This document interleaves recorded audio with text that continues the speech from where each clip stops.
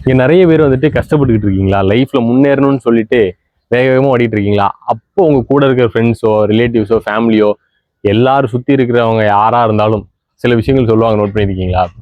ஹெல்த்தை பார்த்துக்கோ, படிப்பை விட்டுறாத, இதை பண்ணு, இப்படி பண்ணு, அதை செய், இதை செய்.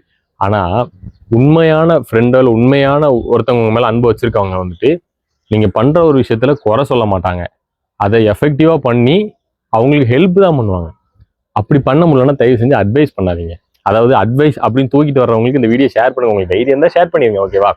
அதாவது நிறைய பேர் என்ன பண்ணிடுவாங்கன்னா, இப்போ நானுமே சொல்கிறேனே, நான் வந்துட்டு ஸ்விக்கி ஓட்டுறேன். இப்போ நான் ஸ்விக்கி ஓட்டுறேன், நைட்டு விடிய விடிய முழிச்சிருக்கேன். இது நான் ஒருவேளை நாலு பேர் எனக்கு பாதிப்புனா என் ஃபேமிலி தான் அதை பார்த்துக்கணும். ஸோ என் ஃபேமிலியில் அதை கேரிங்காக சொல்கிறாங்கன்னா அக்செப்டபிள், ஓகே. ஏன்னா அவங்க தான் நாளைக்கு பார்க்க போகிறாங்க, அது அவங்களுக்கு தான் அந்த பிரச்சனை, அவங்களுக்கு சுமையை கொடுக்குற மாதிரி ஆயிரும்.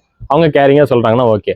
ஆனால் யாருன்னே தெரியாதவன், சொந்தக்காரன், அவன் இவன் சேஃபா இருப்பா, ஓட்டாத, ஹெல்த் இஷ்யூஸ் வந்துடும், எதுக்கு இதை போட்டு ஓட்டிட்டு அதில் பெருசாக காசாக வரும், அப்படிலாம் கேட்குறோன்னு நான் சொல்கிறேன்.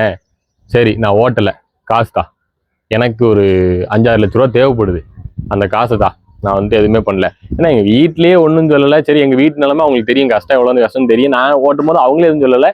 சும்மா குறுக்க வந்துக்கிட்டு அதான் ஹெல்ப்ல எதுவும் பண்ண மாட்டாங்க.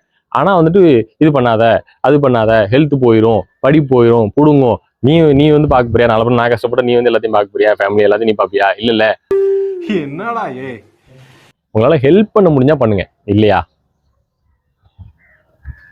மூட்டு கிளம்பிட்டே இருங்க.